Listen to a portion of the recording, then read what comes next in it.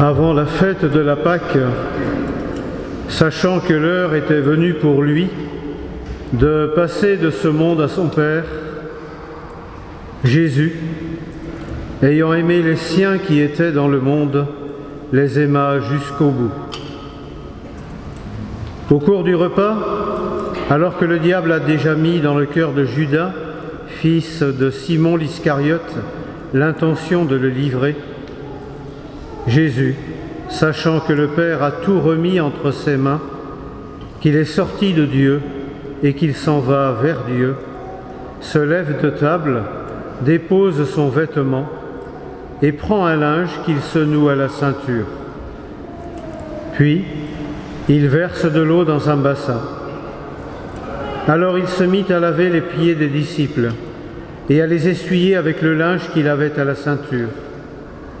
Il arrive donc à Simon-Pierre, qui lui dit « C'est toi, Seigneur, qui me laves les pieds ?» Jésus lui répondit « Ce que je veux faire, tu ne le sais pas maintenant. Plus tard, tu comprendras. » Et Pierre lui dit « Tu ne me laveras pas les pieds, non, jamais. » Jésus lui répondit « Si je ne te lave pas, tu n'auras pas de part avec moi. » Simon-Pierre lui dit « Alors, Seigneur, pas seulement les pieds, mais aussi les mains et la tête. » Jésus lui dit « Quand on vient de prendre un bain, on n'a pas besoin de se laver, sinon les pieds. On est pur tout entier. Vous-même, vous êtes purs. Mais non, pas tous. » Il savait bien qui allait le livrer, et c'est pourquoi il disait « Vous n'êtes pas tous purs. » Quand il leur eut lavé les pieds, il reprit son vêtement et se remit à table, et leur dit « Comprenez-vous ce que je viens de faire pour vous? Vous m'appelez Maître et Seigneur, et vous avez raison, car vraiment je le suis. Si donc moi, le Seigneur et le Maître, je vous ai lavé les pieds, vous aussi, vous devez vous laver les pieds les uns aux autres. C'est un exemple que je vous ai donné, afin que vous fassiez vous aussi, comme j'ai fait pour vous. Acclamons la parole de Dieu. Louange à toi, Seigneur Jésus.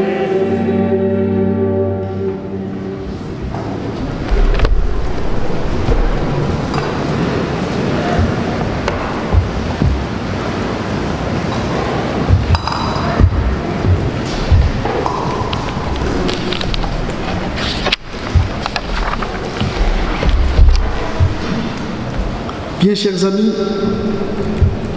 il est heureux que nous soyons réunis en paroisse pour entrer ensemble dans le Triduum pascal. Nous ne commençons pas ce temps important de notre vie de foi comme des personnes extérieures au mystère qu'elles célèbrent. Célébrons en ces jours le mystère personnel de Jésus le Christ. Nous célébrons notre propre rédemption actuelle et à venir. L'Église qui célèbre les mystères de la passion et de la résurrection du Christ dans la liturgie sait qu'elle est complètement rénovée dans l'exercice de la fonction sacerdotale du Christ, dans lequel tous et chacun nous sommes purifiés et sanctifiés. C'est donc avec ferveur et enthousiasme que nous entrons dans le Triduum au rythme de l'Église, selon sa pédagogie, nous laissant porter, nous laissant enseigner et nous laissant nourrir. En suivant le rythme et la pédagogie de l'Église, nous sommes sûrs de rejoindre Dieu qui, le premier, a rejoint l'homme pour l'élever et pour le combler de sa propre présence.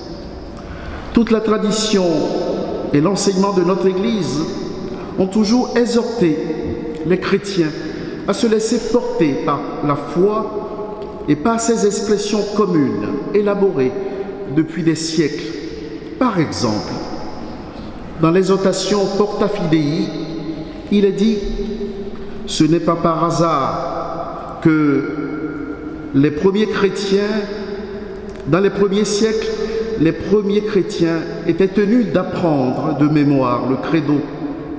Ceci leur servait de prière quotidienne pour ne pas oublier l'engagement pris par le baptême.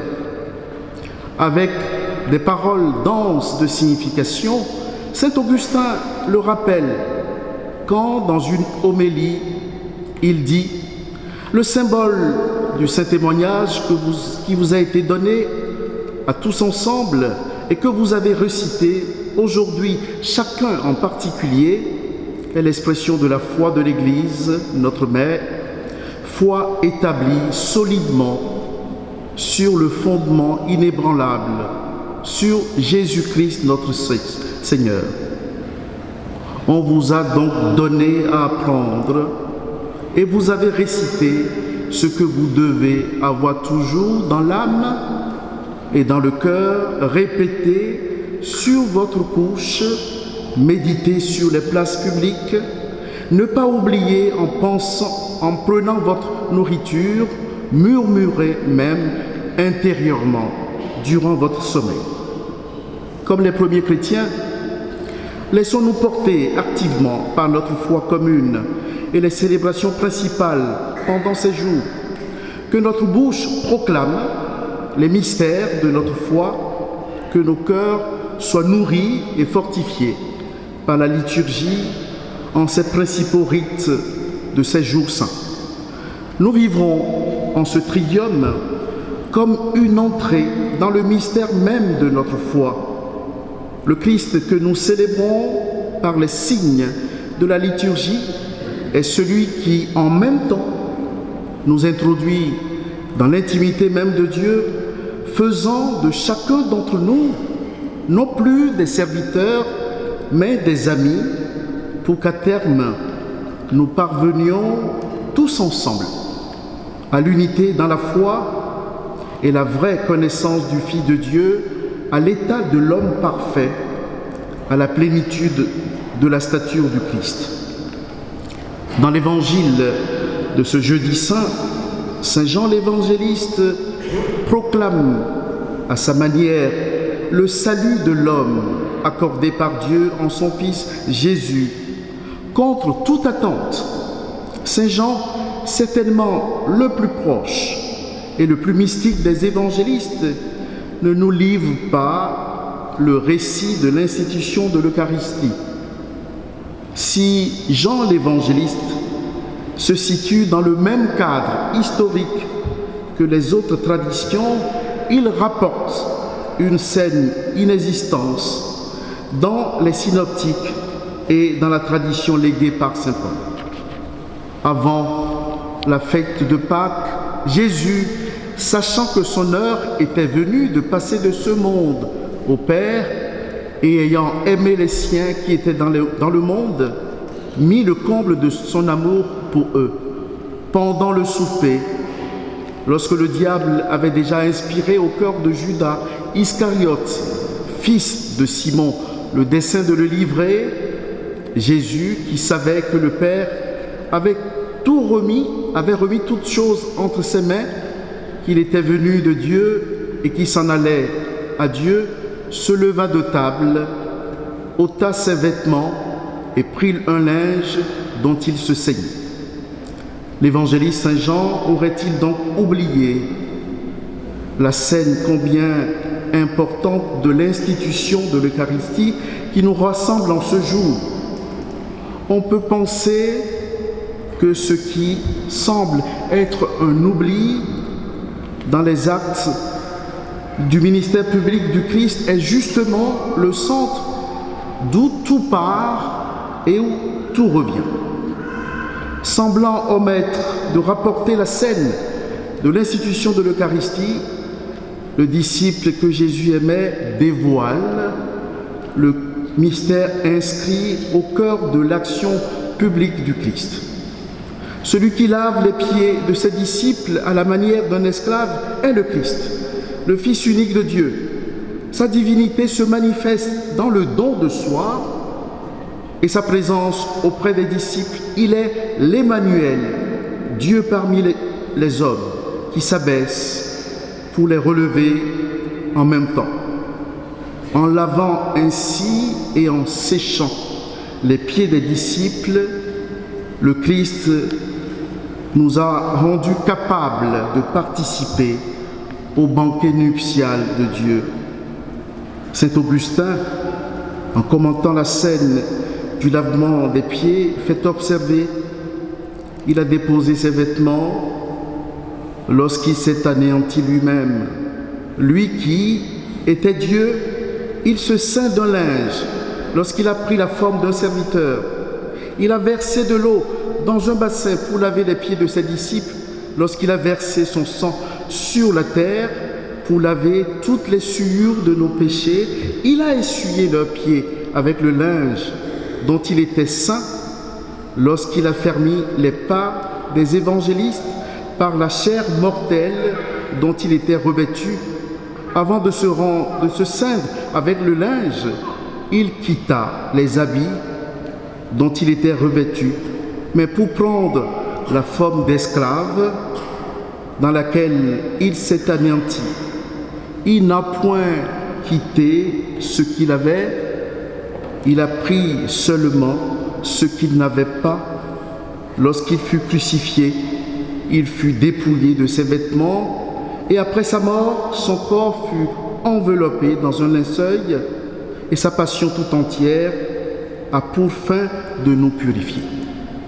Si le geste du lavement des pieds peut paraître gênant, artificiel et peu éloquent dans le monde occidental, il est pourtant, chez Saint Jean, le condensé de l'évangile du salut du Verbe fait chair, qui a habité parmi nous pour nous faire contempler sa gloire.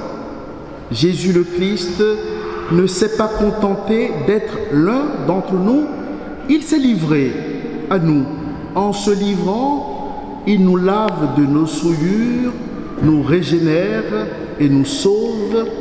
Il nous a redonné notre dignité perdue de fils et de filles.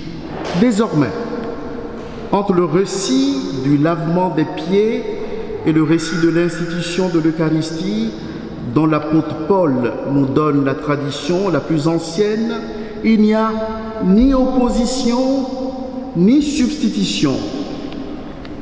L'institution de l'Eucharistie est l'organon de notre foi et le récit du lavement des pieds en est la catéchèse. Si le lavement des pieds éclaire le don de soi de Jésus le Christ qui fait alliance avec l'Église et chacun de nous en nous donnant son corps et son sang, gage du salut éternel, le récit de l'institution ramène sans cesse à l'amour originaire et toujours renouvelé de Dieu qui s'abaisse pour relever l'homme et tous les hommes. Ainsi, Dieu se manifeste comme l'amour même. S'il nous a créés, il nous a créés pour nous sauver. Dans la célébration de ce jour, je vais laver les pieds de quelques-uns d'entre nous. Ainsi, par eux, nous nous laisserons purifier par le Christ pour nous rendre dignes de recevoir le sacrement du corps et de son sang. La purification qui précède la communion au corps et au sang du Christ devient ainsi un chemin initiatique vers Dieu qui se donne totalement en son Fils Jésus. Cette purification est aussi notre désir de voir Dieu, de vivre de lui, d'être de son royaume. Dieu qui nous sauve est le Dieu qui se donne à nous. C'est le Dieu qui vient nous combler de sa personne. La purification est ainsi l'autre nom de la vie spirituelle.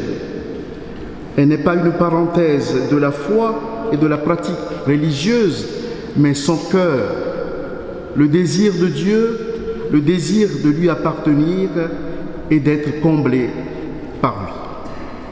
Dans la tradition chrétienne, Jean l'Évangéliste est connu comme le disciple bien-aimé, celui qui se penche sur la poitrine du Seigneur. C'est le même Jean qui, selon la tradition, a reconnu le premier le Christ ressuscité d'entre les morts.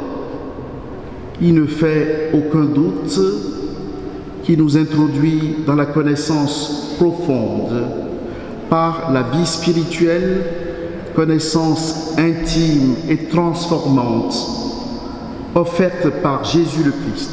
Par cette connaissance intime, voici que le Christ se donne à nous. Par cette connaissance de Jésus, le Christ qui nous purifie est le même qui nous régénère et qui nous sauve. Puissions-nous, en ces jours saints, nous ressourcer et prendre la mesure du don précieux de Dieu pour l'Église et pour chacun d'entre nous.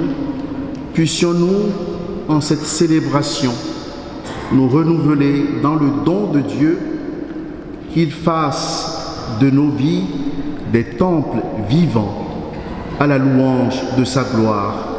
Amen.